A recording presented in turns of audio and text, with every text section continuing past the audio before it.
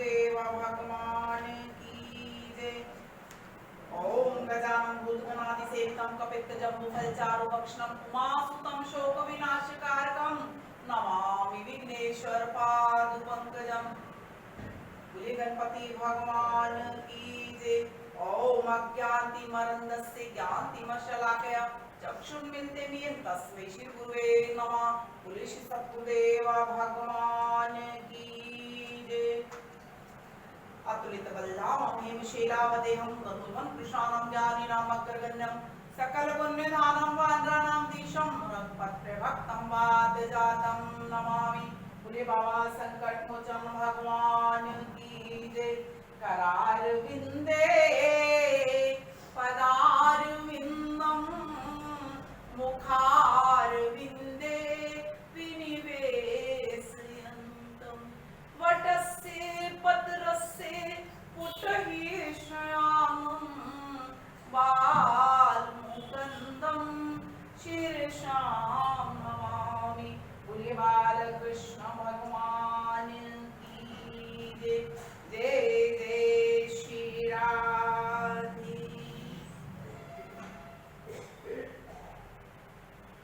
आज हम हिरण्यकश्यप और हिरण्यकश को हिरण्यकश्यप और हिरण्यकश भगवान नारायण से इस प्रकार उनका होता ही बता। मैत्रेय जी कहते हैं विदुर जी सनकादिक के चले जाने के बाद भगवान के द्वारपाल जय विजय अपने हृदय में शाप होने की कामना से भगवान के आगे खड़े।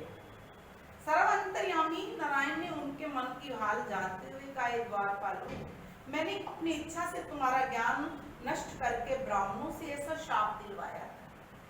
अन्यथा श्री सनकादिक सनत कुमार जी के स्वभाव में क्रोध नहीं है। सनत कुमार जी तुम्हें क्षमा करके 3 जन्म के बाद तुम्हारा उद्धार का उपाय कह गए हैं, इसलिए तुमको राक्षस योनि में 3 बार जन्म लेना पड़ेगा। उस समय तुम शत्रु भाव से मेरा ध्यान करोगे, तब मैं सगुण रूप धारण कर तुम्हें मारूंगा और 3 जन्म व्यतीत होने पर तुम पुनः वैकुंठ लोक में बुला लूंगा। इतना कहकर श्री नारायण ने जय विजय को वैकुंठ लोक से नीचे गिरा दिया। हे विदुर जी, त्रिभुवनपति की इच्छा से 100 वर्ष तक दिति के गर्भ में वास करने के बाद जब उन दोनों ने जन्म लिया, उस समय जगत में अनेकों तरह के अपशकुन होने लगे। ब्राह्मण और देवता भयभीत होकर कांपने लगे। अग्निहोत्रियों को, जो अग्नि कई पीढ़ियों से यज्ञ कुंड में प्रज्वलित रहती चली आ रही थी, वह बुझ गई। पृथ्वी पर भूचाल आने लगा। कलयुग के समस्त लक्षण दिखाई देने लगे। ब्रह्मा जी ने दिति के उन दोनों पुत्रों का नाम हिरण्यकश और हिरण्यकशिपु रखा। हिरण्यकश का शरीर कई योजन लंबा और कई योजन चौड़ा था। वह दोनों भाई बड़े हुए तथा तब बड़ा भाई हिरण्यकश अपनी शक्ति के अभिमान में डूबकर हाथ में गदा लेकर अकेला ही घर से चल दिया। अपने बल के सामने किसी दूसरे के बल को तुच्छ समझता था। इतना लंबा चौड़ा था, सबको देखते कहता, अरे इसे ये मेरे आगे क्या है। जब हिरण्यकश ने ये देखा कि तीनों लोग 14 भवन में कोई ऐसा योद्धा नहीं है जो मेरा सामना कर सके, तब किसी ऐसे योद्धा की तलाश करने के लिए 10 दिशाओं में घूमने लगा। उस समय रास्ते में अचानक ही नारद जी से उनकी भेंट हो गई। नारद जी को देखकर हिरण्यकश ने उन्हें प्रणाम किया।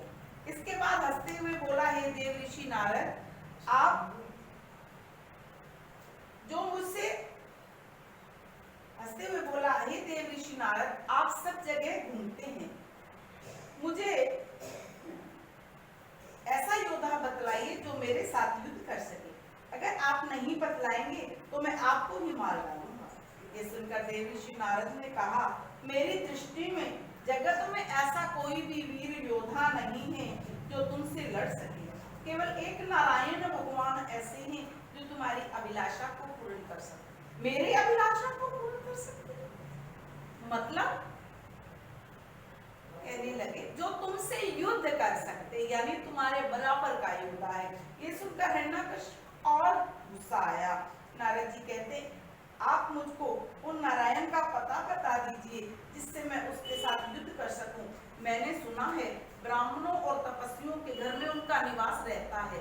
मैंने ब्राह्मणों और तपस्वियों को अनेकों दुख दिए, लेकिन वह मेरे डर के कारण सामने नहीं आया। अभिमानी मनुष्य कभी भी अपने से बड़ा किसी को मानता, सब इससे छोटे। अब तुम मुझको उसके मुख स्थान का पता बताइए। देव ऋषि कहने लगे, हिरण्याकश, इस समय नारायण 12 रूप धारण कर पृथ्वी को निकालने के लिए पाताल लोक को गए हैं। यदि तुम उनसे युद्ध करने की अभिलाषा रखते हो, तुम भी वहीं चले जाओ, तो तुम्हारी इच्छा पूर्ण हो जाएगी, तुम उनके साथ युद्ध कर सकोगे। मैत्री जी कहते हैं, विदुर जी, नारद जी के मुख से ये खबर पाकर हिरण्याकश नारद जी से लड़ने के लिए पाताल को चला, नारायण जी से लड़ने के लिए पाताल लोक को चला गया। जब मार्ग में उसने देखा 12 भगवान अपने 2 दांतों के ऊपर पृथ्वी को एक मामूली फूल की तरह लेकर आ रहे, बाहर मतलब स्वर्ग जैसा दांत बाहर है, दांतों के ऊपर ही पृथ्वी को उठाया हुआ, इतने बड़े पृथ्वी को फूल के समान दांतों के ऊपर उठाया गया। तब महाराज को देखकर हिरण्याकश ने हंसते हुए कहा, अरे चोर, तू निर्भय होकर कहाँ चला जा रहा है? यहाँ ठहरकर पहले मुझसे युद्ध कर। अब तक मैंने 12 स्वरूप पृथ्वी पर देखा था, परंतु आज मुझे आश्चर्य हुआ कि मैं जल में भी 12 को देखा। क्या तू मेरा डर नहीं रखता, जो मेरे पितामह की छाती इस पृथ्वी को जिससे हमने पाताल में रखा था, इसे चुरा कर ले आया? अब मेरे हाथों तेरी जान कोई नहीं बचा सकता। अब मैंने जान लिया कि नारायण तुम ही हो। तूने अनेक बार जो अवतार धारण किए हैं और मेरे दैत्य बंधुओं को मारा है, आज मैं तुझे मार दूंगा। इसके बाद उन साधु महात्माओं और ऋषि मुनियों को मारूंगा जिनके द्वारा किए गए यज्ञ से तुम्हें बल की प्राप्ति होती है। हिरण्याकश के इस प्रकार के दुर्वचनों को सुनकर नारायण जी कुछ देर के लिए नहीं बोले कि दुर्वचन बोलने से आयु कम हो जाती है, दुर्वचन बोलने से आयु कम हो जाती है। तब 12 ने ये जान लिया कि दुर्वचन कहने के कारण हिरण्याकश का बल एवं तेज क्षीण हो गया। तब वह अपनी माया द्वारा पृथ्वी को जल पर रखकर उससे इस प्रकार कहने लगे, हे हिरण्याकश, वास्तव में मैं जल का ही शुक्र हूँ, परंतु मैं तुझे जैसे सिंह बनने वाले गांव के कुत्ते को की खोज में सदैव घूमता हूँ, जिससे मृत्यु समीप आ जाती है, उसे भले बुरे का कुछ विचार नहीं रहता। यदि यह पृथ्वी तेरे पूर्वजों की छाती है तो तू अपने पराक्रमी योद्धा समझता है, तो देख मैं इस पृथ्वी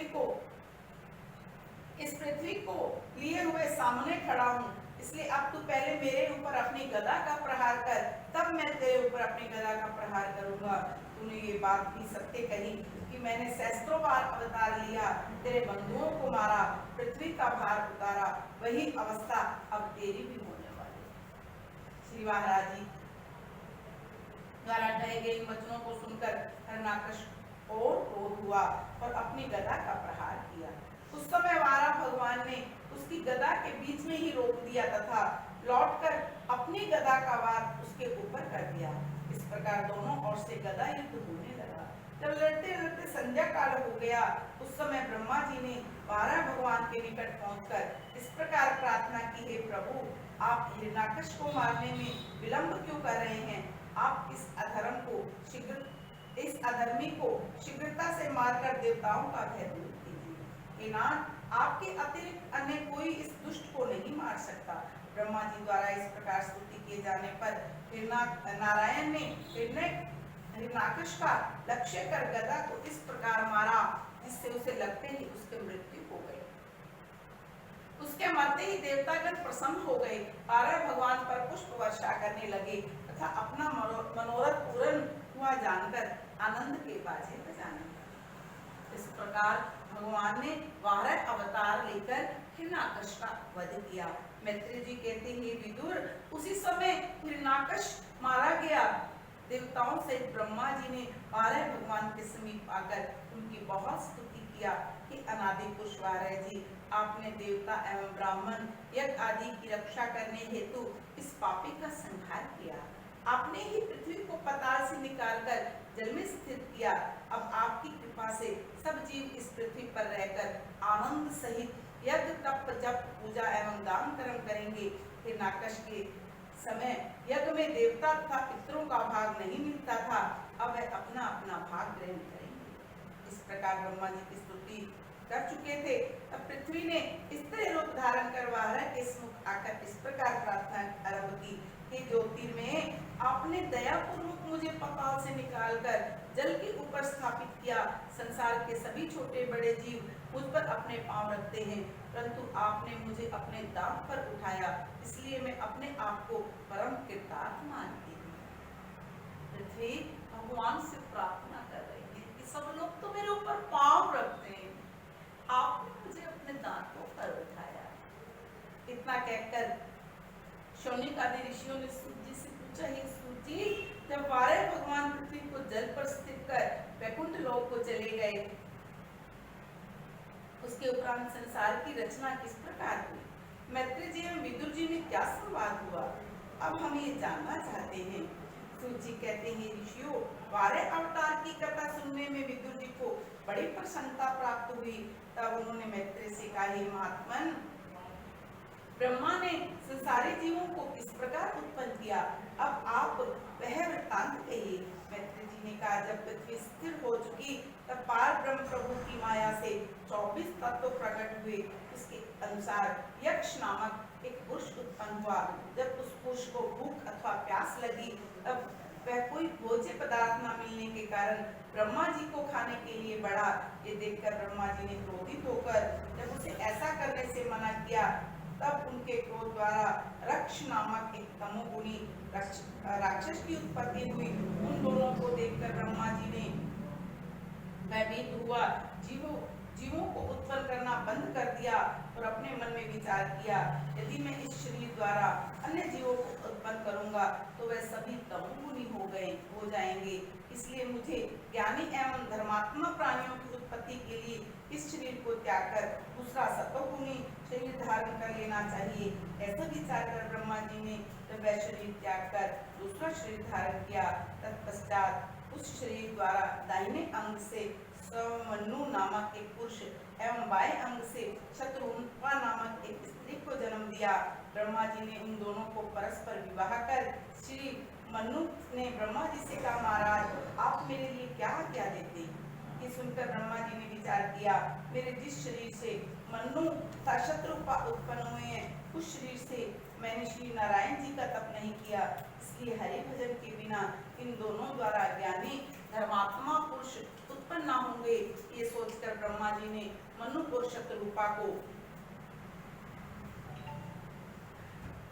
शत्रुपा को ये आज्ञा दी कि पहले तुम नारायण जी का तप एवं सिमरन करो, संसारी जीवों को उत्पन्न करना।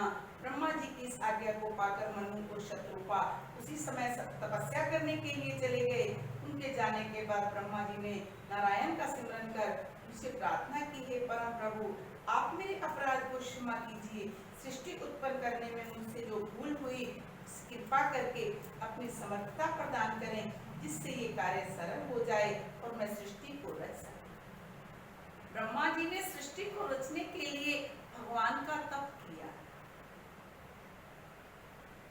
ब्रह्मा जी कहते हैं, मेरी कृपा से तुम्हारा शरीर शुद्ध हो गया, अब तुम सृष्टि की रचना करो, उससे धर्मात्मा तथा ज्ञानी जीव उत्पन्न होंगे।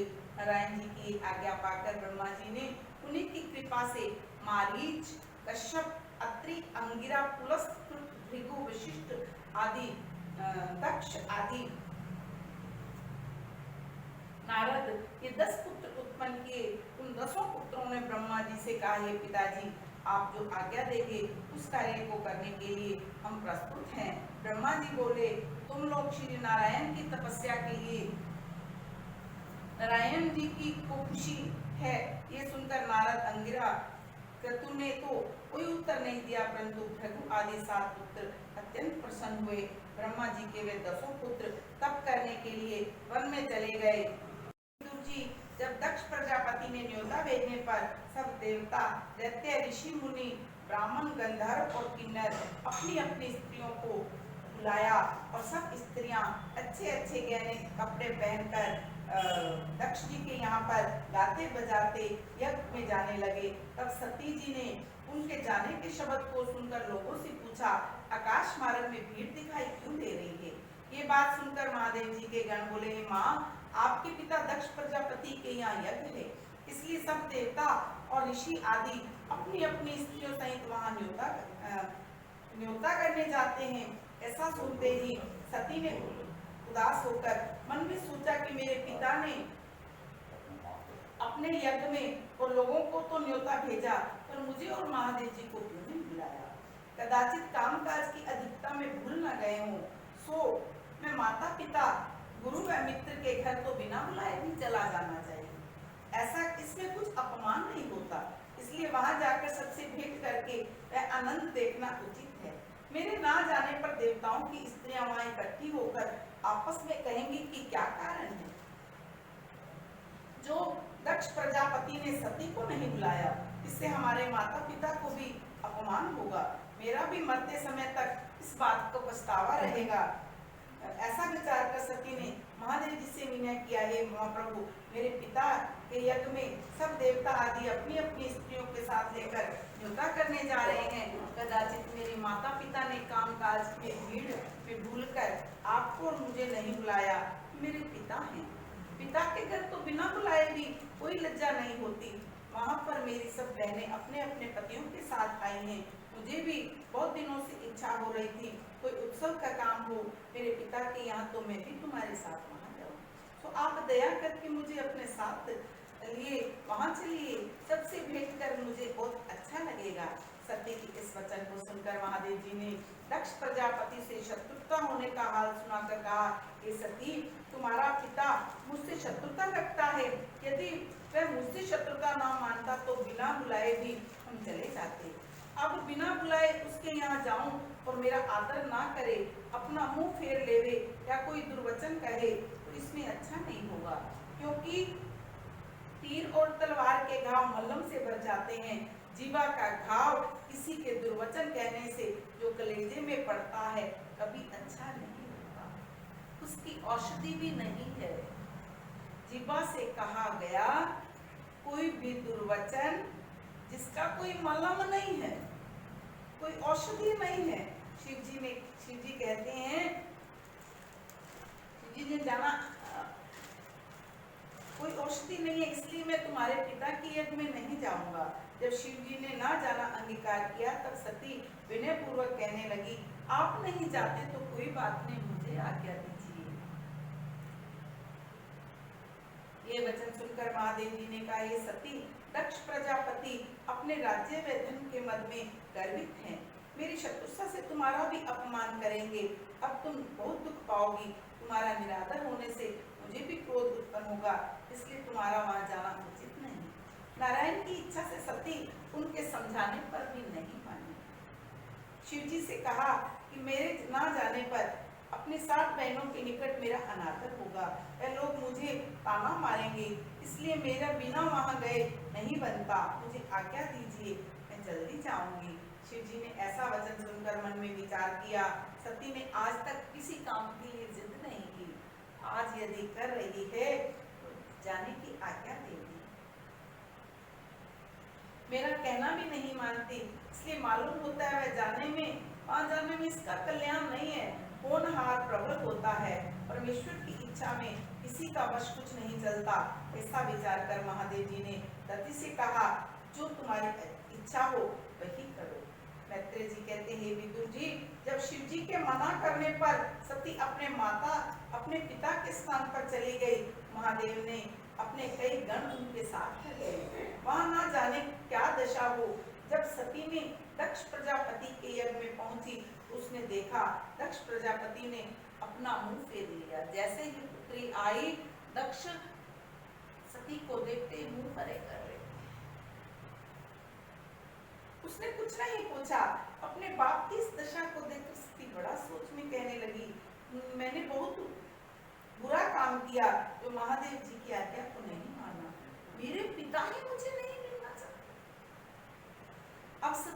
पछतावा हो रहा है कि मुझे नहीं आना चाहिए था, मैंने अपने पति का कहना ना माना, उनका फल आंखों से देख लिया।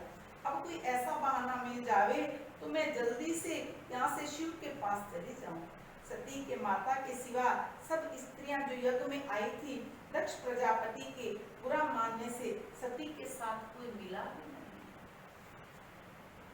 सती ये हाल देखकर दुख सागर में डूब गई और यज्ञशाला में बैठ गई।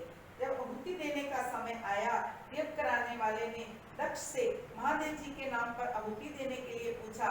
तब दक्ष प्रजापति ने शिव को दुर्वचन कहकर उनसे कहा कि हमने देवताओं और ऋषियों की सभा में महादेव जी को शाप दिया था, यज्ञ में कोई उनका भाग ना निकाले, इसलिए तुम लोग महादेव के नाम पर आहुति मत दो। ये कठोर वचन सुनकर शिव का भाग ना देकर सती को बड़ा क्रोध आया। अपना अपमान सह गई, लेकिन पति का जब अपमान हुआ सती को और क्रोध आ गया। जब उसने क्रोध रोका नहीं गया, उन्होंने दक्ष से कहा, हे पिता, तुम शिव की बड़ाई और महिमा को नहीं जानते, वे सब देवताओं में श्रेष्ठ हैं, वे किसी के साथ शत्रुता नहीं रखते, वे भोलेनाथ हैं। तुम व्यर्थ अपनी अज्ञानता से बिना समझे उनके साथ वैर रखते। महात्मा लोग गुणों को लेते हैं, अवगुणों की तरफ ध्यान नहीं देते। मैं तुम्हें अपना पिता मैं तो मेरे पिता हो। अच्छा मनुष्य को चाहिए किसी के अवगुणों को ना देखे, गुणों को देखे। अवगुण की तरफ नहीं देखते शिव। ये सब गणों से भरे हुए केवल जगत में लोगों को दिखाने के लिए अपना रूप भयानक बनाते हैं। उसको तो तुमने देखा, पर उनके गुणों को नहीं देखा। सनकादिक व नारद आदि उनके चरणों का ध्यान कर अपने हृदय में रखते हैं। तुम्हारी पदवी ऐसी नहीं है जो उनकी बराबरी कर सको। ये तीनों लोगों में श्रेष्ठ हैं। तुम बीच सभा में दुर्वचन कहकर उनका अनादर करते हो, ऐसा नहीं करना चाहिए। तुम्हें क्या कहूँ, तुम मेरे पिता हो, पर मैं तुम्हारे सामने इस क्रोध में अपना यह तन जो तुमसे उत्पन्न हुआ है त्याग दूंगी। जो शिव का द्रोही है वो मेरा पिता नहीं हो सकता। ये शरीर देने वाले तुम हो मुझे, मैं इस तन को ही खत्म कर देती। मैं इस जो तुमसे उत्पन्न किया तन है इसे ही त्याग देती हूँ, जिससे तुम्हारे जैसे अधर्मी और अज्ञानी के साथ शिवजी का नाता ना रहे। व्यर्थ उसके साथ शत्रुता करने का फल तुमको पीछे से मिले। ऐसा वचन कहकर सती ने उसी जगह उत्तर मुंह बैठकर योगा अभ्यास करके अपना तन अग्नि से जला दिया। शिवजी के गणों ने जो साथ में आए थे, सती का जब ये हाल देखा, क्रोध करके अपने शस्त्र लेकर चाहा जो लोग यहाँ हैं उन्हें मार पीट कर दक्ष प्रजापति का यज्ञ विध्वंस कर डाला। गणों की इच्छा जानकर भृगु ऋषि ने यज्ञ की रक्षा करने के लिए कुछ मंत्र पढ़कर अग्नि कुंड में आहुति डाली, तो अग्नि पुरुष बेताल और वीरभद्र तीनों ही उस कुंड से निकलकर ईश्वर जो आज्ञा हो सो पालन करें। भृगु ऋषि ने कहा, महादेव के गण इस यज्ञ में यज्ञ को भ्रष्ट करना चाहते हैं, तो तुम लोग उन्हें बाहर निकाल दो। ये बात सुनते ही उन तीनों ने महादेव के गणों को धक्का देकर यज्ञशाला से बाहर कर दिया।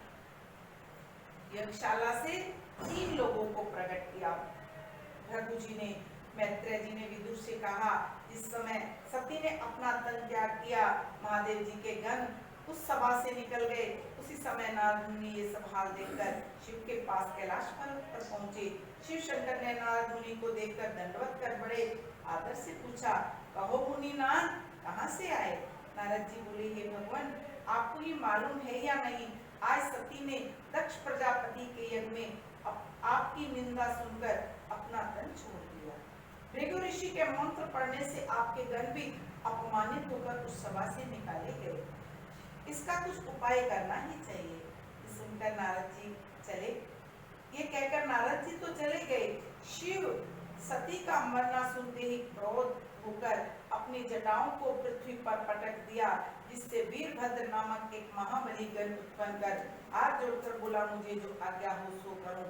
शिव ने कहा, तुम जल्द दक्ष प्रजापति के यज्ञ में चला जा और उसका सिर काटकर अग्नि कुंड में डाल देना। जो लोग उस सभा में बैठे हों उन्हें वहां से बाहर निकाल देना। वचन सुनते ही वीरभद्र, जिसका शरीर पहाड़ के समान था, त्रिशूल लेकर भूत प्रेत की सेना साथ लिए वहां गया। क्षण भर में यज्ञशाला में पहुंचकर दक्ष प्रजापति का सिर काटकर अग्नि कुंड में डाल दिया। भृगु ऋषि की दाढ़ी नोच डाली। देवता, ऋषि, गंधर्व, ब्राह्मण, किन्नर आदि जो उस सभा में थे उनका मार पीट कर अंग भंग कर डाला। वहां से सबको बाहर निकाल फेंका। यज्ञ की सब सामग्री को फेंक दिया। दक्ष के सिर कटने पर जो लोग वहां न्योता करने आए थे सब दुखी होकर भागे और आपस में कहने लगे, मां मूर्खों, दक्ष ने महादेव जी का, जो सब देवताओं में श्रेष्ठ है, उनका अपमान किया और हम फिर देखते रहे। जहां संत की निंदा हो या भगवान की निंदा हो उस स्थान को त्याग देना चाहिए। सती तो कहती है, मेरा शरीर ये शरीर जिसने शिव की निंदा की, इस शरीर को ही त्याग दो। शरीर त्याग दिया। निंदा करना तो बहुत दूर की बात, निंदा सुनना भी नहीं चाहिए। महादेव जी सब देवताओं में श्रेष्ठ, जैसा अपमान किया वैसा फल उसे मिला। वीरभद्र ने यज्ञ को विध्वंस कर शिव जी के सती का मृत्यु समझकर अपना क्रोध शांत किया और अंतर्यामी विष्णु भगवान का ब्रह्मा जी पहले से यज्ञ विध्वंस होने का हाल जानकर वहां नहीं गए थे। मैत्रेय जी कहते हैं, हे विदुर जी, जब वीरभद्र ने सबको मार पीट कर यज्ञशाला से बाहर निकाल दिया, उन लोगों ने ब्रह्मा जी के सम्मुख उपस्थित होकर समस्त वृत्तांत कहा। उनका वृत्तांत सुनकर ब्रह्मा जी कानों से सुनते रहे। महादेव का भाग यज्ञ में लाल, पन्ना व हीरा आदि अनेकों तरह से मणि रतन थे। पहाड़ 1600 कोस ऊंचा, 1200 कोस में घेरा। वहां बरगद आदि के बहुत वृक्ष लगे रहने से धूप का प्रकाश नहीं होता था। सदा ठंडी छाया बनी रहती। अनेक रंग के फूल महीनों वृक्षों में लगे रहते। अमृत के समान लदे हुए फूल वहां पर तालाब, बावली, नहर, झरना ऐसा निर्मल जिनको देखने से आंखों में तरावट आ जाती। तालाब और बावली के किनारे पक्षी मीठी बोली बोलते। तोता, कोकिला, मोर आदि बैठे चहचहाते महजाते। जगह देव, कन्या, गंधर्व आकर जिस वस्तु की इच्छा रखते उन सबका मनोरथ सिद्ध हो जाता। कि शोभा देखकर उनका मन मोहित हो गया। वह लोग सेतु गंगा में जो धारा हिमाचल पहाड़ से उतर कर यहाँ आई, स्नान कर कर प्रसन्न हो गए। उसी पहाड़ पर बरगद का एक वृक्ष था जो 400 कोस ऊंचा, 300 कोस चौड़ा था। उसके नीचे महादेव मृगशाला पर बैठे नारद मुनि व सनकादिक अपने चेलों से परमेश्वर का गुणगान कर रहे हैं और योग, तप, वेद आदि अपना अपना रूप धारण कर उनके सामने बैठे हैं। उस समय ब्रह्मा जी सब ऋषियों और देवताओं समेत वहां पहुंचे। शिव ने ब्रह्मा को देखते ही दंडवत कर बड़े आदर से पूछा, पास बिठाया। ब्रह्मा जी शिव शंकर को नमस्कार कर उनके सामने बैठे और देवता ब्रह्मा के साथ बैठ गए। शिव जी को दंडवत कर यथा योग स्थान चारों तरफ बैठकर महादेव जी के मन में दक्ष प्रजापति से शत्रुता होने और सती का तन त्याग करने का शोक नहीं था। इन सब बातों को परमेश्वर की इच्छा समझकर वह हरि चर्चा में ऐसे मगन थे।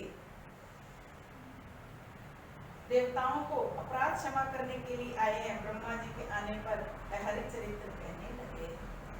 कितने भोलेनाथ हैं वो, उन्हें मालूम है ये देवता लोग वहां बैठे थे, उन्होंने निंदा की, इन्होंने निंदा सुनी, लेकिन भोलेनाथ उन्हें देखकर कोई फर्क नहीं पड़ा। स्त्री का मरण सुनने के बाद भी हरि चर्चा में निमग्न है और हरि गुण गाकर ब्रह्मा जी से कहते, मुझे मालूम है तुम देवताओं का अपराध क्षमा कराने के लिए आए, प्रभु के नाम में खो रहे हैं, हमें थोड़ा सा दुख आए तो हम कैसा रोना लगते। भोलेनाथ कहते, नहीं, कि मेरे प्रभु की इच्छा है। जब ब्रह्मा जी ने शिव की बहुत स्तुति किया उस समय विनय क्या, आप सब देवताओं के मालिक हैं, इसीलिए तो आपका नाम महादेव। दक्ष आपकी प्रभुता नहीं जानते, उन्होंने आपका अपमान किया, उन्हें वैसा फल मिल गया। उनके निरादर करने से आपकी बड़ाई कम नहीं हुई, जिस तरह कोई मनुष्य चंद्रमा पर थूके तो चंद्रमा पर थूक नहीं पहुंचती, बल्कि थूक उसके मुंह पर आकर गिर जाती है। ऊपर मुड़कर के कहे कि मैं चंद्रमा को थूक रहा हूं, तो वो थूक उसके मुंह पर वापस आएगी। इसी प्रकार दक्ष ने आपका जो अपमान किया उसका फल उससे मिल गया। जो देवता और ऋषि आदि सब सभा में वीरभद्र ने उनको बहुत दुख दिया, कितनों के पैर तोड़ डाले, आंख फोड़ डाले। लोग आपके भय से घबरा रहे हैं, इसलिए उनको धैर्य देकर ऐसा आशीर्वाद दीजिए जिससे उनको घायल शरीर अच्छा होकर वह जल्दी ज्यों के त्यों हो जाए। दक्ष प्रजापति आपकी कृपा से फिर जीवित होकर अपना यज्ञ विधि पूर्वक संपूर्ण करे। सब देवता और ऋषि विवाह आकर अपना अपना भाग पावें। आप भी मेरे साथ वहां चलिए, मैं नारायण को विनय कर वहां ले आया हूँ। यज्ञ करने से जो संकल्प बच जाती है वह आपका ही भाग होता है, तो आप अपना भाग पाएंगे। ये सब बातें ब्रह्मा जी की सुनकर शिव ने कहा, मैं किसी से शत्रुता नहीं रखता। ये भोलेनाथ है, वो किसी से शत्रुता नहीं रखते, अज्ञानी के कहने का कुछ बुरा नहीं मानते। सती के प्राण देने का हाल सुनकर मुझे क्रोध आ गया, सो दक्ष प्रजापति अपनी करनी को पहुंचा। सती के साथ प्रारंभ में इस तरह तन त्याग करना लिखा था। जो कुछ परमेश्वर की इच्छा है वह बात अच्छी हुई। अब जो आज्ञा दीजिए मैं वही करूं। जो कोई बड़ों का कहना नहीं मानता, पीछे से उसे पछताना ही पड़ता है। मैत्रेय जी कहते हैं, कैलाश पर्वत पर शिव शंकर और ब्रह्मा जी सब देवता ऋषियों को साथ लेकर दक्ष प्रजापति की यज्ञशाला में गए और वीरभद्र के डर से भाग गए। वह भी वहां पर आए। शिव ने जिन देवताओं और ऋषियों के शरीर वीरभद्र के मारने से घायल हो गया था, अपना कृपा दृष्टि से सब अच्छा कर दिया। वह है भोलेनाथ, जो उनका अपमान कर रहे थे, कृपा डाल दी। इतने भोलेनाथ, इतनी कृपा करने वाला कोई और नहीं। सभी देवता भोलेनाथ की स्तुति करने लगे। कैलाश के निवासी नमो बार बार हूँ, नमो बार बार हूँ। आयो शरण तिहारी भोले तार तार तू, तार तार तू। कैलाश के निवासी नमो बार बार हूँ, नमो बार बार हूँ। आयो शरण तिहारी भोले तार तार तू, तार तार तू। इस प्रकार भोलेनाथ तुम सबको अच्छा कर देते हैं। सभी देवता प्रसन्न हैं। ब्रह्मा जी कहते हैं, इसीलिए तो आप सब देवों में बड़े और महादेव, सब देवताओं में भोले हैं, इसलिए भोलेनाथ। ब्रह्मा जी ने शिव से कहा, दक्ष प्रजापति की जो लोथ पड़ी है उसको भी जिंदा कर दीजिए। महादेव जी बोले, दक्ष का सिर जो अग्नि कुंड में जल गया वह तैयार नहीं हो सकता। यज्ञ के बकरे का सिर दक्ष के धड़ पे लगाकर उसे जिंदा कर दिया। जो गाली दे रहा था उस दक्ष को जिंदा कर दिया। ब्रह्मा जी ने इस बात को मान लिया। शिव ने बकरे के सिर से दक्ष प्रजापति के धड़ से लगाया, उसे जिंदा किया। शिव की कृपा से यज्ञशाला का स्थान ज्यों का त्यों। दक्ष प्रजापति ने महादेव जी को देखते ही दंडवत प्रणाम किया और विनय किया, हे महाप्रभु, मैं आपकी बड़ाई और महत्व को ना जानकर जैसे करनी आपके साथ की वैसा ही फल मुझे मिल गया। आप कृपा करके यहाँ आए, वह मुझे अपनी प्रभुता से फिर जिंदा किया। मुझ अज्ञानी का अपराध क्षमा कर दो।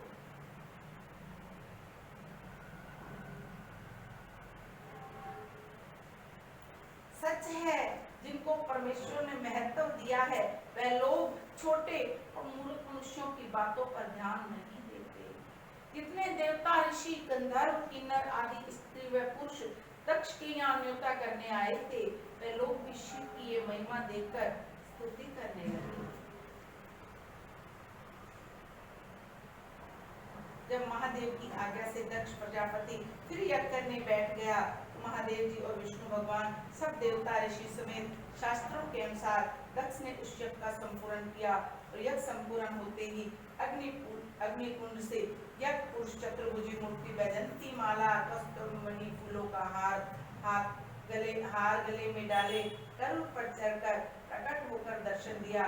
उनको देखते ही छोटे बड़े यहाँ बैठे थे उठ खड़े हुए और उस पुरुष को साक्षात दंडवत प्रणाम किया।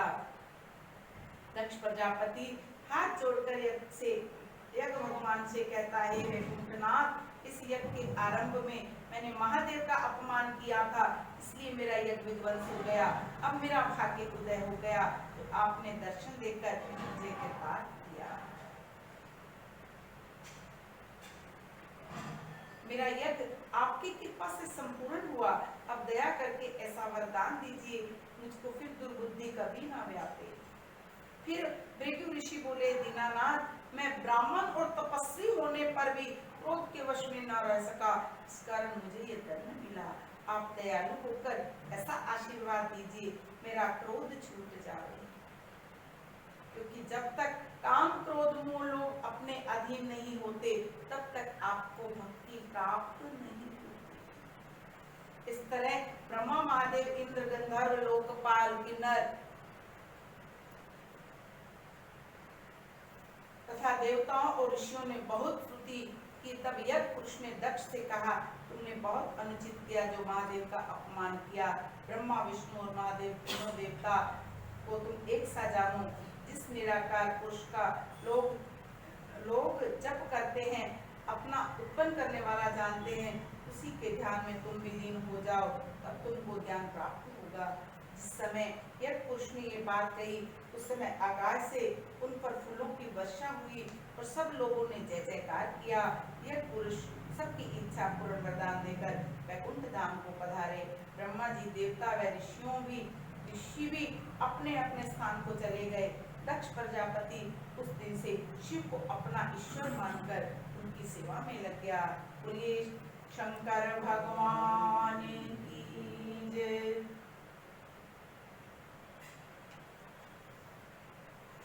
एक दिन शिव भोला भंडारी बनकर के ब्रिज नारी रास में आ गए, रास में आ गए।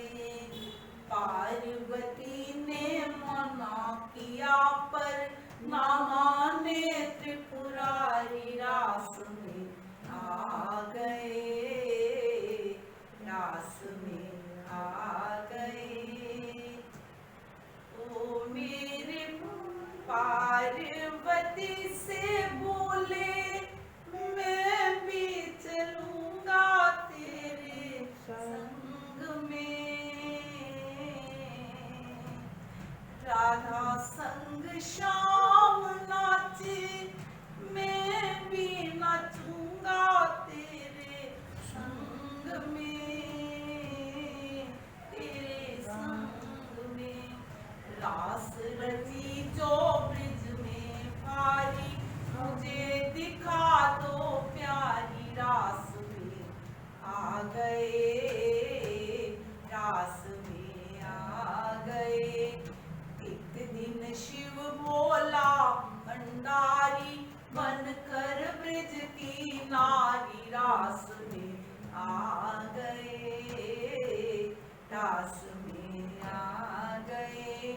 पार्वती ने मना किया पर ना माने त्रिपुरा, रास में आ गए, रास में आ गए।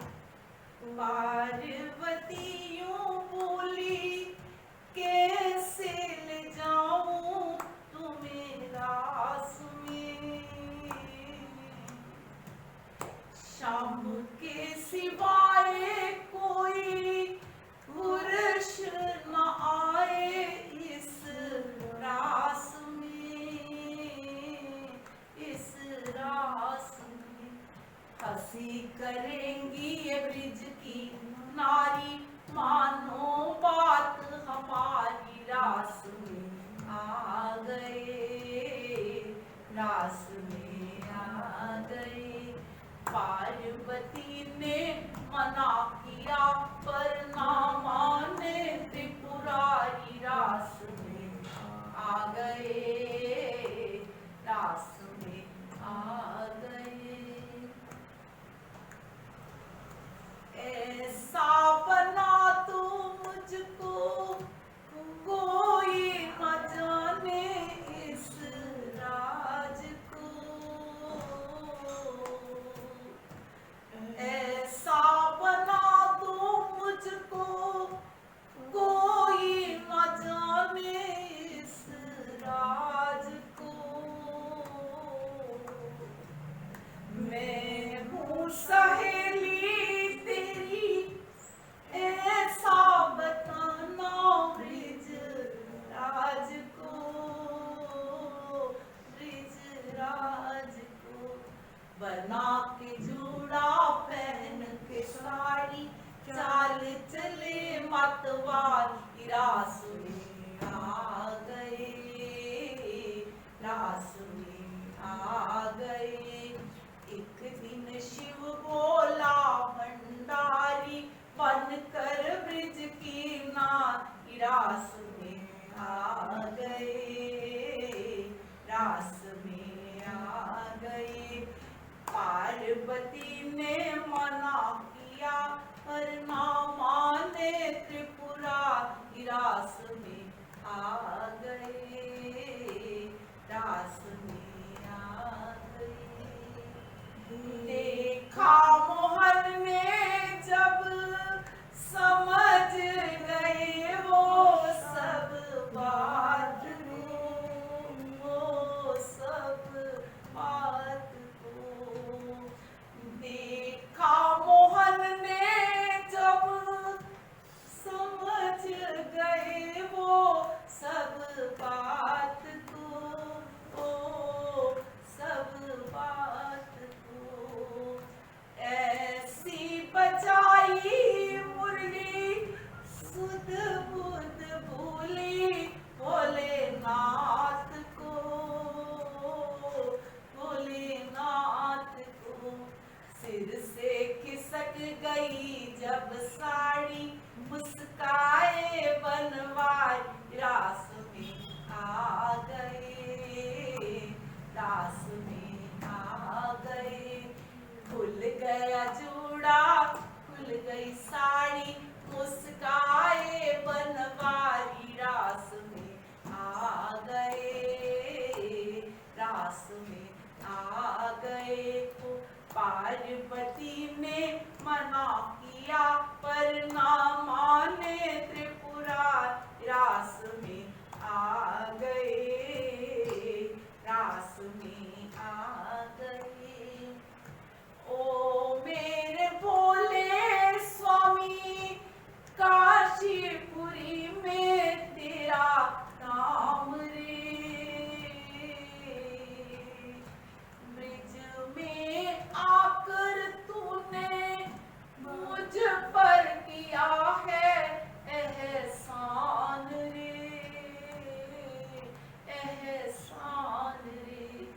तुलसीदास कहे तपदारी, रख लो लाज हमारी, रास में आ गए, रास में आ गए। एक दिन शिव बोला भंडारी, बन कर ब्रिज की नारी, रास में आ गए, रास में आ गए। पार्वती ने मना किया पर ना माने त्रिपुरारी, रास में आ गए, रास में आ गए।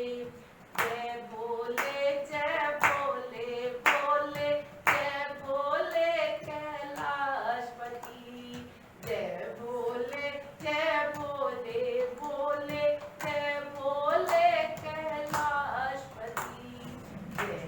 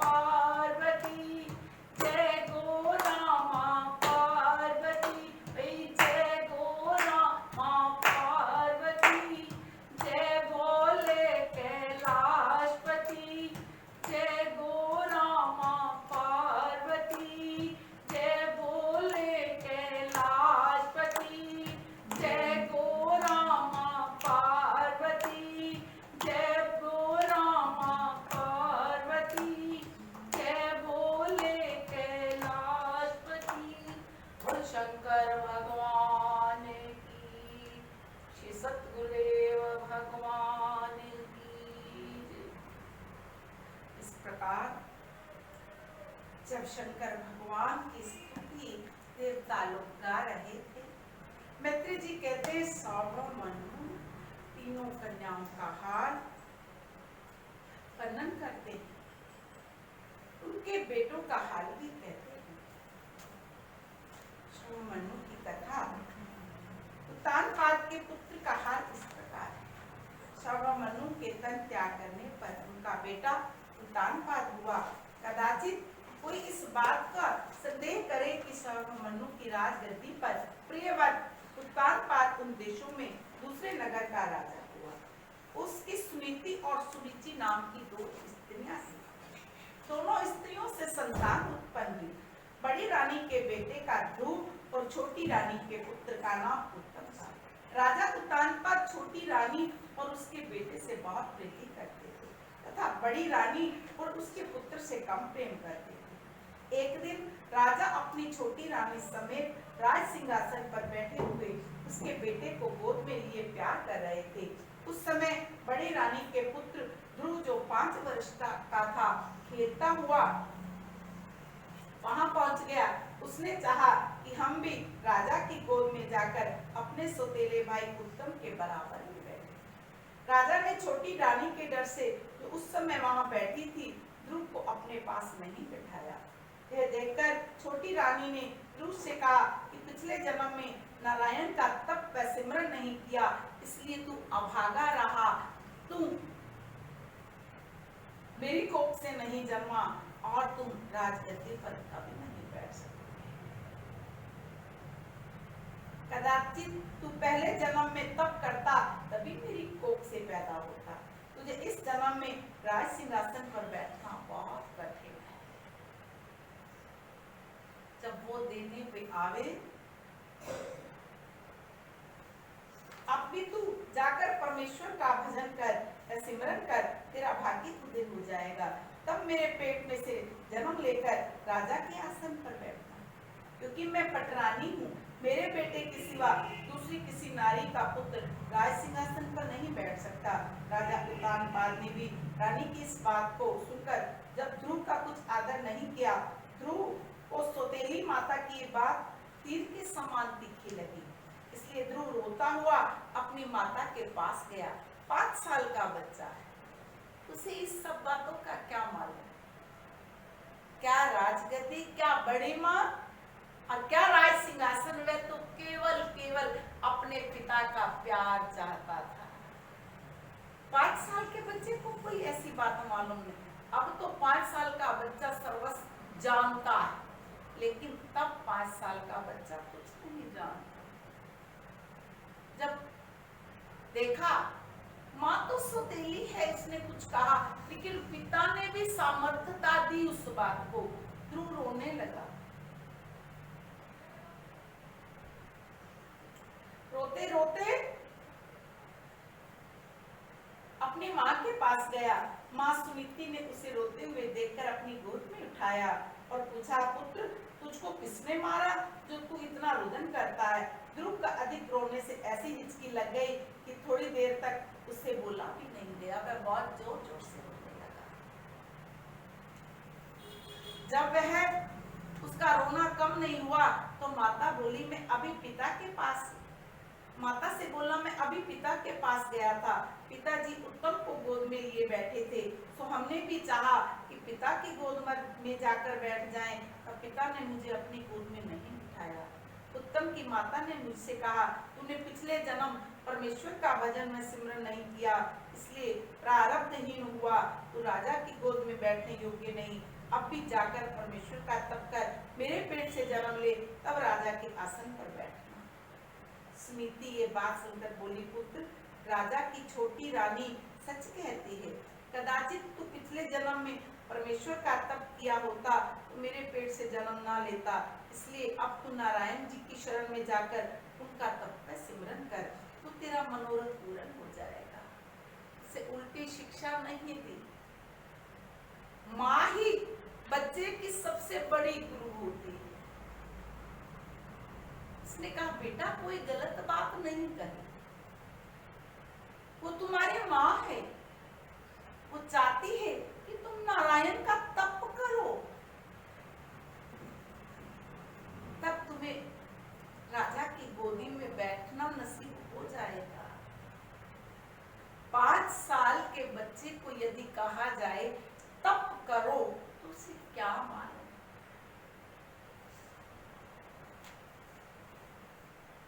5 साल का बच्चा क्या तप कर सकता है? 5 साल का बच्चा कोई ग्रंथ नहीं पढ़ सकता। मैंने तो अब तक जितने भी भगवान के भक्त जिनको भगवान ने अपनाया है, ऐसा कोई भी नहीं जिन्होंने पूरे ग्रंथ पढ़े। जो बहुत ज्ञानी हो उन्हें ही भगवान ने दर्शन दिए।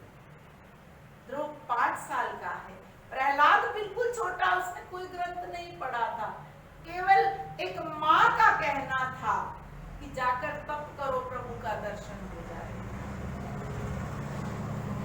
और ये मंत्र भी नहीं बताया कि क्या जप करो।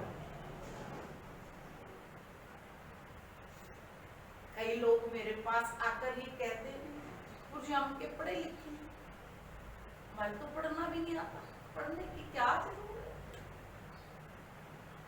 केवल नाम जाप करो, प्रभु अपने आप दर्श देंगे। हम भगवान के पीछे भागते, और यदि हम सच्चे भगत हैं भगवान भक्त के पीछे भागता है। हम लोग भगवान के पीछे भागते, भगवान हमें दर्श दो, भगवान हमें दर्श दो। ध्रुव ने ऐसा नहीं कहा था, वो केवल जाप कर रहा था। भगवान सामने आए और कहने लगे उठ, आंखें खोल, देख मैं तेरे सामने। और हम उन्हें बुलाना देते। एक व्रत 21 व्रत अगर लगातार रख लिए और थोड़ी सी भी हमारी मनोकामना थोड़ी विलंब हो गई मनोकामना में, तो हम क्या करते, भजन प्रेम में नहीं बोलते, उसे उलाना देते। साडे नालों मीरा चंगी जिस दा तू बन्यो संगी, साडे कोलो बनया कुछ ना ताइयों ते मुखा चिर। जबकि भक्त तो वही है जो केवल जप कर रहा है, भगवान सामने आता है और कहता है उठ और देख मैं तेरे सामने। वो तप, वो जप निष्कपट, निश्चल। हमारी भक्ति में भी, हमारे जाप में भी ऐसा क्या है जो हमें कहना पड़ता है और प्रभु नहीं आते, और फिर हम उलाना देते। अरे मैंने तो ये भी श्रीमद् भागवत पढ़ा, मैंने रामायण पढ़ा, मैंने इतना जाप 1 लाख जाप किया, और फिर भी भगवान नहीं आए। भक्ति तो ऐसी होनी चाहिए, जाप तो ऐसा होना चाहिए कि भगवान स्वयं आकर तुम्हें कहे उठ जाओ। ऐसी भक्ति केवल जो छल छोड़ के जो भजता प्रभु को, छलिया भी उसी को चाहत करता है, दिखलाता उसे छव की किरणें, जिनका दिल दर्द सहा करता है। जिनके दिल में दर्द है, जिसका दिल उसके लिए तड़पता है, जो लगातार जाप करता है, कोई कामना नहीं, उसको पाने की भी कामना नहीं, केवल जाप कर रहा है कि मुझे तो केवल तेरा नाम जाप करना है, आगे जैसे तेरी मर्जी।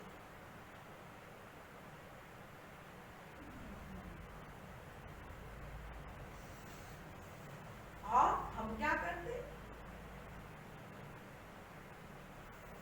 हमारे जाप में भी तुलना होती है। हम विचारते, अरे मैंने 11 माला जाप की है, आज मैंने 17 माला जाप की, आज मैंने 20 माला जाप। नहीं, अनगिनत निष्कपट निश्चल होकर जाप करो, अपने आप मिल जाएगा। पर दादा ब्रह्मा से पहले संसार उत्पन्न करना कठिन था, तब उन्होंने नारायण का जप किया, तब परमेश्वर की कृपा हुई, उन्हें ज्ञान हुआ, और ज्ञान के प्रताप से उन्होंने संसार की रचना की। तेरे दादा मन्नु ने भी परमेश्वर का तप किया, धर्मात्मा संतान को पाया। मनुष्य का सब मनोरथ भगवान की कृपा से पूर्ण होता है। परमेश्वर का तप करने से तेरी भी मनोकामना पूर्ण होगी। राजा मुझे अपनी दासी के बराबर भी नहीं समझते तो मेरी सोत कहती है ठीक करते हैं। मैं जानती हूँ राजा के ना रहने पर वह मेरी सोत तुझे देश से भी निकाल देगी। ये बातें अपने मन में विचार रही है, ध्रुव को नहीं कह रही। जब ये सब माँ को चिंतित देखता है, ध्रुव ने अति छोटा सा मुंह बनाया और नारायण की खोज के लिए घर से निकलकर वन का रास्ता ले लिया।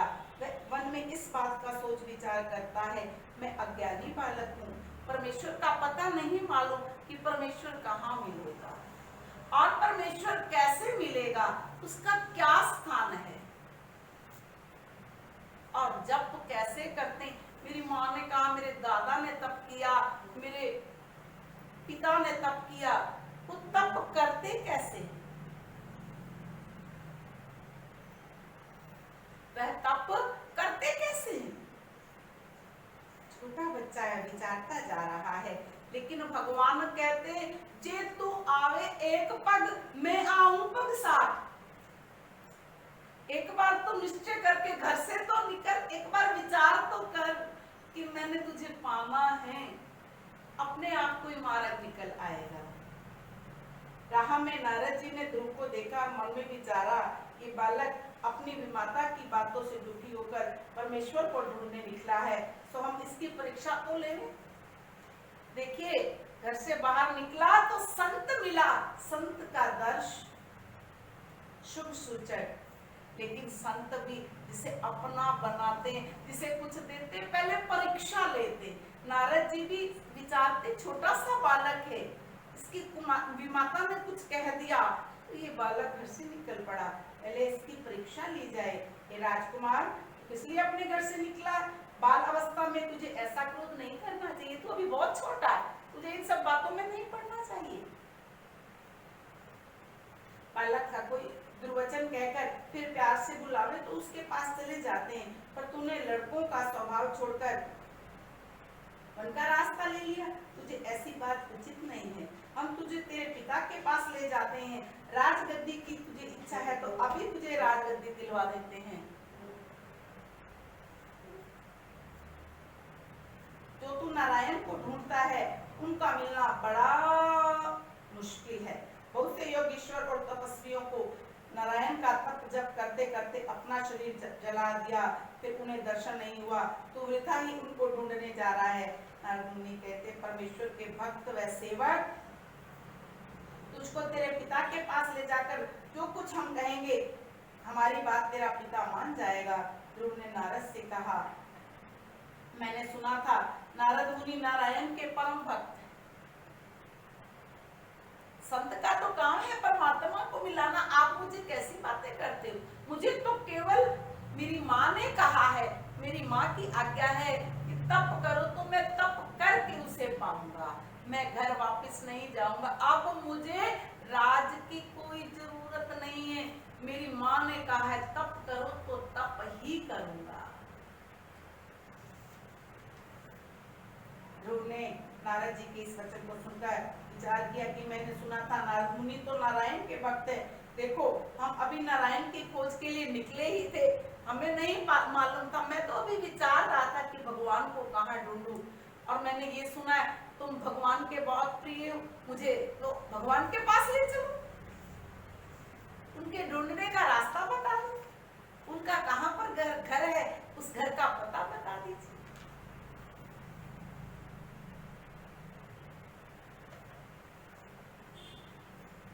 देखिए मैं अभी विचार ही रहा था और घर से निकला तो आप जैसे महात्मा का दर्शन हुआ। जब मैं परमेश्वर के तप के सिमरन में लीन हो जाऊंगा तो ना जाने कैसे अच्छे अच्छे पदार्थ मिलेंगे।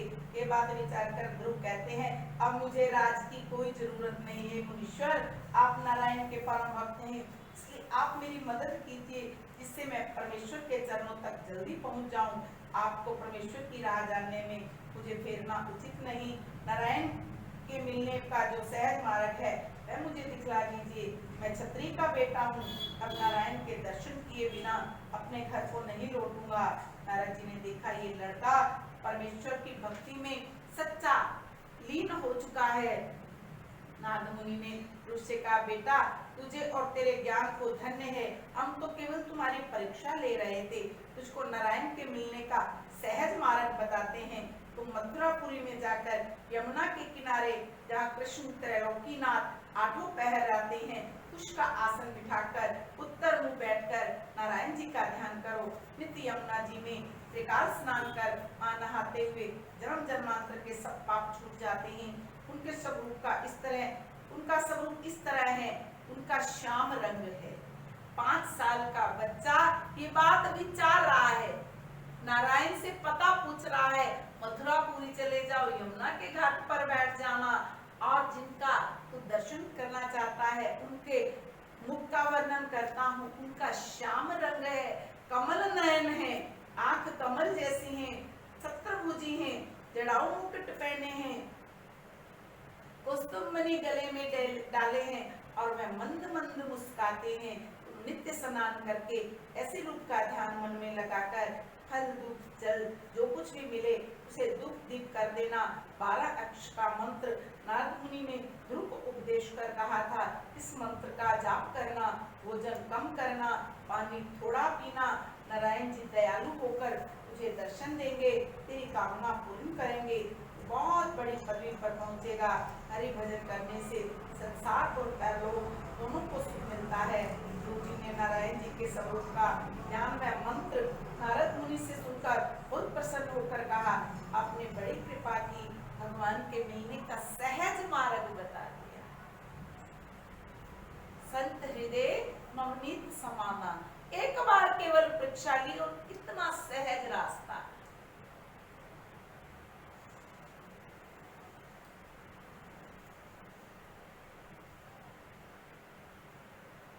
ध्रुव ने बाल बुद्धि से कहा, किस नगर या किस गांव में ना मालूम वह कितनी दूर है, कहाँ ढूंढता, सो आपका सिमरन में ध्यान करना मेरे हृदय में बतला दिया। अब मैं आपकी आज्ञानुसार जप करके परमेश्वर को मिलूंगा। ये बात सुनकर ध्रुव नारद मुनि को दंडवत प्रणाम कर मथुरा की ओर गए। नारद ने वहां से राजा उत्तानपाद के पास आकर क्या देखा कि राजा ध्रुव की माता दोनों रोते और चिंता करते हुए आपस में कहते हैं, हम लोगों ने 5 वर्ष के छोटे से बच्चे को जो कुछ ज्ञान नहीं रखता घर से भेज दिया। माँ रो रही है, माँ का हृदय क्रोध में कह दिया और बाद में रो रही है, मेरा छोटा सा बच्चा कहाँ गया होगा।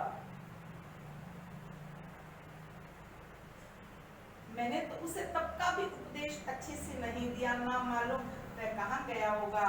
बड़े बड़े योगीश्वर और मुनीश्वर परमेश्वर का मिलना कठिन है, इस अज्ञान बच्चे को भगवान किस तरह मिलेंगे। राजा अपनी छोटी रानी पर क्रोध करके कहते, तेरे कठोर वचनों के कारण मेरे पुत्र को वनवास हो गया। नारद जी के पहुंचने पर राजा ने दंडवत कर बड़े सम्मान से बिठाकर पूछा, है मुनीश्वर कहाँ से आते हो। नारद मुनि ने कहा, हम अपना हाल बाद में कहेंगे, इस समय तुमको बड़ी चिंता में देख रहे हैं, बताओ क्या कारण है। राजा कहते, मेरी छोटी रानी ने मेरे पुत्र ध्रुव को जो अज्ञान बालक था ऐसी कठोर बात कह दी है, वह दुखी होकर ना जाने कहाँ चला गया, सो हम उसी के शोक में व्याकुल हैं। ना मालूम उस बालक की क्या दशा हो गई होगी, कोई शेर व भालू जंगल में उसे खा जाएगा। मुझे बड़ी भूल हुई जो स्त्री के वशीभूत होकर उसका निरादर कर दिया। नारद जी कहते, ही राजन तुम अपना चित्त उदास ना करो, तुम्हारा बेटा मुझे मार्ग में मिला था, मैंने उसे समझा दिया है, अपने घर मेरे साथ लौट चल, परंतु नहीं माना। जब मैंने देखा कि परमेश्वर के मिलन की इसे सच्ची लालसा है, तो मैंने नारायण का मिलने का सहज उपाय बतलाकर मथुरा की तरफ भेज दिया। अब तुम उसकी चिंता ना करो, वह ऐसी पदवी को पहुंचेगा आज तक तुम्हारे पूर्वजों को नहीं प्राप्त हुई। ध्रुव नारायण की शरण में आ गए और कोई दुख नहीं देख सकता। तुमने अपनी अज्ञानता से स्त्री के वश होकर पुत्र का निरादर किया। नारद की इस बात को सुनकर कहकर ब्रह्मलोक को गए।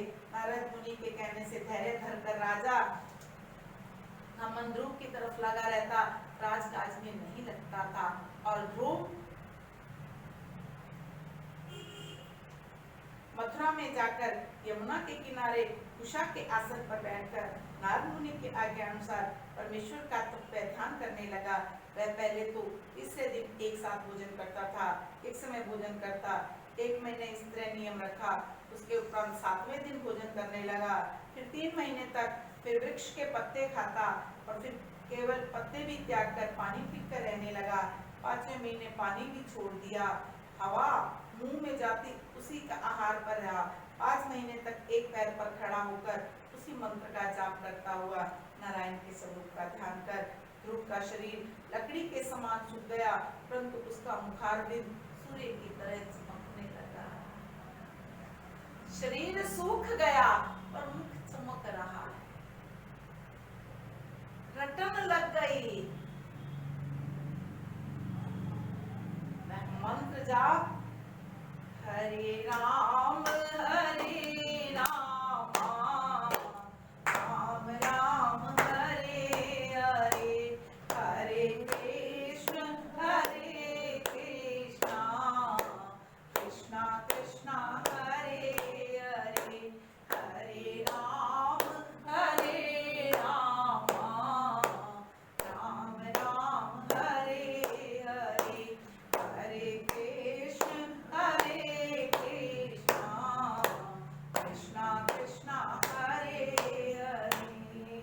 ओ राम राम हरे हरे, कृष्ण कृष्ण हरे हरे, राम राम हरे हरे, कृष्ण कृष्ण हरे हरे, राम राम हरे हरे, कृष्ण कृष्ण हरे हरे, राम राम हरे हरे, कृष्ण कृष्ण हरे हरे, राम राम हरे हरे, कृष्ण कृष्ण हरे हरे, राम राम हरे हरे, कृष्ण कृष्ण हरे हरे, राम राम हरे हरे, कृष्ण कृष्ण हरे हरे, राम राम हरे हरे, कृष्ण कृष्ण हरे हरे, राम राम हरे हरे, कृष्ण कृष्ण हरे हरे।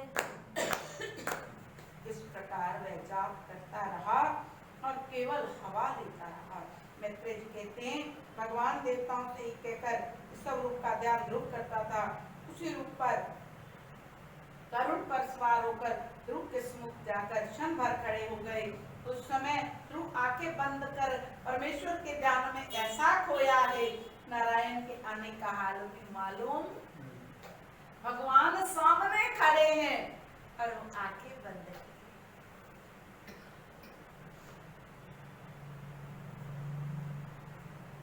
नारायण ने आने का हाल उसे नहीं जाना तो उसने आंखें नहीं खोली। श्याम सुंदर ने अपना स्वरूप ध्रुव के अंतर्मन से खींचा। ध्रुव ने परमेश्वर का स्वरूप अपने हृदय में ना देखा तो घबराकर आंख खोली तो क्या देखता है, जिस स्वरूप का वह ध्यान करता है वो साक्षात सामने खड़ा है।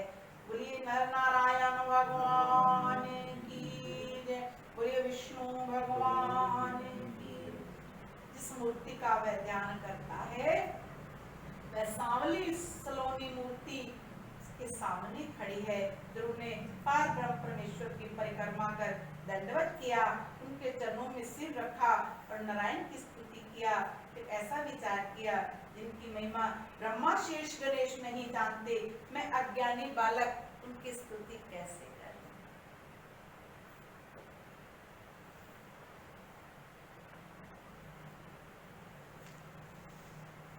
वह